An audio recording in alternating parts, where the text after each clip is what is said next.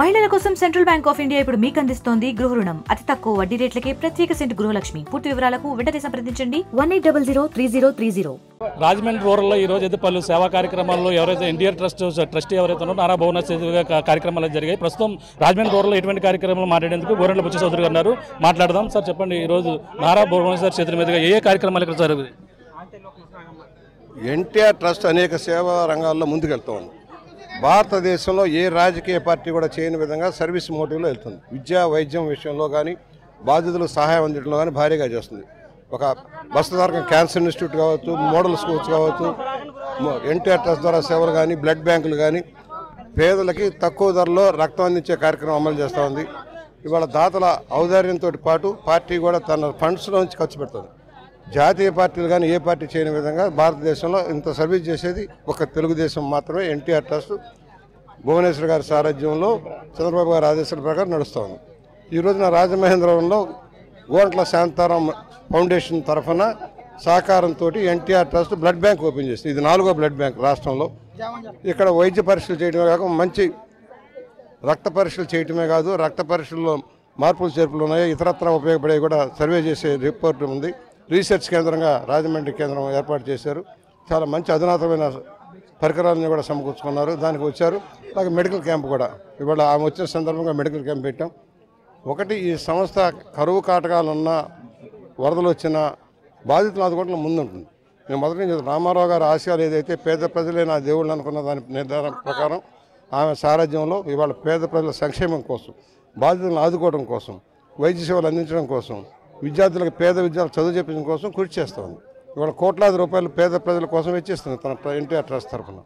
దీన్ని విజయవంతం చేయమని అందరినీ కోరుకుంటా ఉన్నాం. అంటే ఎన్టీఆర్ ట్రస్ట్ ద్వారా ఏదైతే ఉచిత ఆరోగ్య సంజీవని వాహనాలు అవుతున్నాయో ఇవన్నీ సేవలు ఏ విధంగా అందిస్తాయండి? అవి కూడా ఇవాళ గ్రామీణ ప్రాంతంలో వైద్య సేవలు అందే చోట పర్వాలే, రూరల్ సెక్టార్లో అదేవిధంగా ట్రైబల్ ఏరియాలో అందట్లో. అందుకని ఇవాళ సంజీవని ఒక వాహనాన్ని ఇవాళ సమకూర్చుకొని ముందు ట్రైబల్ ఏరియాలో కూడా సౌకర్యం చేసేలాగా చేస్తున్నాం.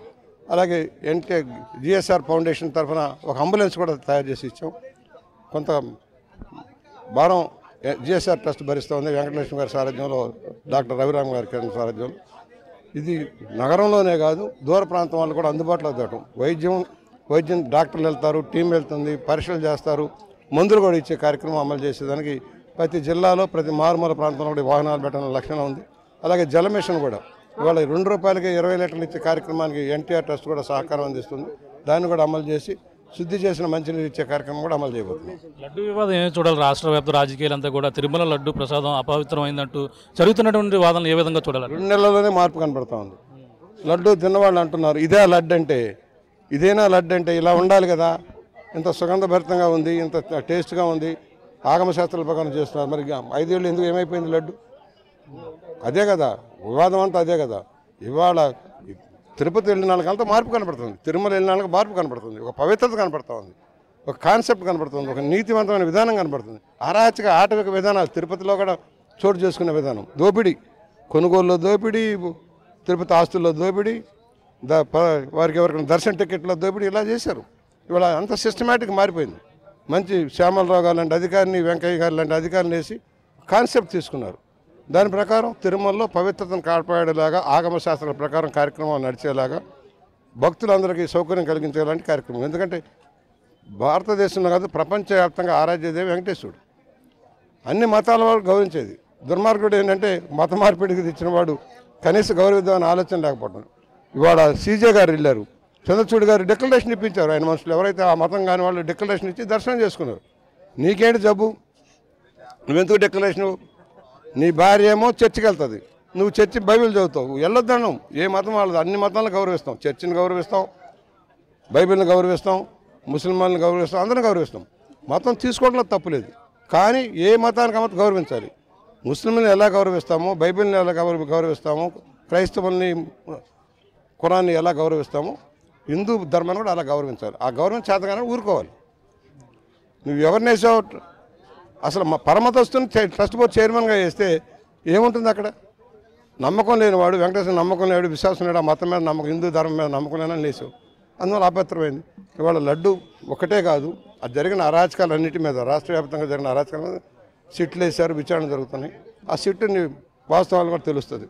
అంటే కల్తీ జరగలేదు, ఏదే ట్యాంకర్లో వెనక్కి పంపించే ట్యాంకర్లో, కానీ జరగని దాన్ని జరిగిందని ప్రచారం చేస్తున్నారని చెప్పేసి ఆ లడ్లు ఎందుకలా ఉన్నాయి, కంపు కొడతా ఉన్నాయి. ఇప్పుడు ఒక తిరుపతి లడ్డు వస్తే నెల రోజులు కూడా మన ఇంట్లోనే ఉంటుంది ఏం కాకుండా, మూడో రోజుకే కంపు కొట్టే పరిస్థితి ఎందుకు వచ్చింది?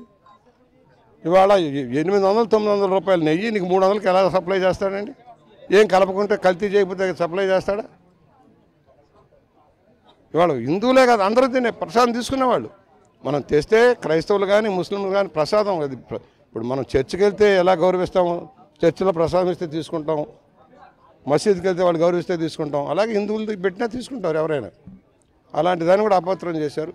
సరే దాని గురించి నిర్ణయిస్తారు, జడ్జిమెంట్ వస్తుంది, సిట్టు విచారణ తేలిపోద్ది ఏం జరిగింది, ఎలా జరిగింది, ఎలా కల్తీ జరిగింది. దాని గురించి ఎక్కువ మాట్లాడాకంటే రిజల్ట్ వస్తుంది కదా. Thank you. ఇది పరిస్థితి చూస్తున్నాం. ఏదైతే రాజమండ్రి రూరల్లో పలు సేవా కార్యక్రమాలు అయితే ఈరోజు ఏదైతే రాజమండ్రి రూరల్ ఎమ్మెల్యే గోరంట్ల బుచ్చి చౌదరి అధ్యక్షతన ఇక్కడ ఎవరైతే ఉన్నారో ఎన్టీఆర్ ట్రస్ట్ మెమోరియల్ ట్రస్ట్ ద్వారా అలాగే నారా భువనేశ్వర్ పలు సేవా కార్యక్రమాలు చేసేందుకు ఇక్కడ బ్లడ్ బ్యాంక్తో పాటు అలాగే ఏదైతే వాహనాలు, ఉచిత వాహనాలు, వైద్య వాహనాలు కూడా ఆమె చేతుల మీదుగా ప్రారంభించినటువంటి పరిస్థితి ప్రధానంగా ఉంది. ముఖ్యంగా చూసుకుంటే ఏదైతే లడ్డు వివాదం కొనసాగుతున్న నేపథ్యంలోనే అలాగే గతంలో జరిగినటువంటి ఏదైతే ఉన్నాయో అక్రమాలు ఇదొక అవినీతి కూడా పాల్పడ్డారని ఏదో క్లియర్గా ఏదైతే లడ్డు టేస్ట్ విషయంలోనే 2 నెలల్లోనే పూర్తిగా ఫలితం అయితే కనిపించింది. కూటమి ప్రభుత్వం వచ్చిన తర్వాత లడ్డు ఈ విధంగా ఉండాలనేది కూడా చూపించడం జరిగింది. గత లడ్డూలో ఇటువంటి కల్తీ జరగడం వల్ల నిలవలేకపోవడం ఇటువంటివన్నీ కూడా జరిగాయని ఇప్పుడు సిట్టు విచారణ దీనిపై చేస్తాం. ఏదైతే తన ఆ డిక్లరేషన్ ఇవ్వకుండా వెళ్ళాలని చూశారు. ప్రధానంగా చూసుకుంటే ఆ డిక్లరేషన్ విషయంలోని ఇవన్నీ కూడా ప్రధానంగా చూసుకున్నటువంటి పరిస్థితి అయితే ఉంది. ఆయన డిక్లరేషన్ ఇవ్వకుండా వెళ్లేందుకు చూశారు. కానీ కొంతమంది అందరూ కూడా ఇస్తున్నారు. ప్రతి ఒక్కరు కూడా అన్ని మతాలను కూడా గౌరవించాలి, ఏదైతే హిందువులు అందరూ కూడా భావించే వెంకటేశ్వరన్ కూడా అతను కూడా గౌరవించే విధంగా డిక్లరేషన్ ఇచ్చి ముందుకు వెళ్ళవలసిన పరిస్థితి ప్రధానంగా ఉంది. కానీ ఆ విధంగా వెళ్లకుండా ఈ విధమైనటువంటి రాజకీయాలకు అయితే తెరలేపుతున్నారని, ఏదేమైనా దీనిపై సిట్టు విచారణ జరుగుతుంది. దానిపై పూర్తి విచారణ వచ్చిన తర్వాత దీనిపై కల్తీ ఏ విధంగా జరిగింది అనేది కూడా త్వరలోనే అన్ని నిజాలు కూడా బయటపడతాయని రాజమండ్రి రూరల్ ఎమ్మెల్యే గోరంట్ల బుచ్చి చౌదరి చెప్తున్న పరిస్థితి ప్రధానంగా ఉందని చెప్పాలి. ఇది తాజా పరిస్థితి. మనం నిజేత ప్రకాశ్ RTV రాజమండ్రి రూరల్ నుంచి. మరిన్ని వీడియోస్ కోసం ఛానల్ ని సబ్స్క్రైబ్ చేయండి, లేటెస్ట్ అప్డేట్స్ కోసం వాట్సాప్ ఛానల్ ని ఫాలో చేయండి అండ్ లింక్ డిస్క్రిప్షన్ లో ఉంది.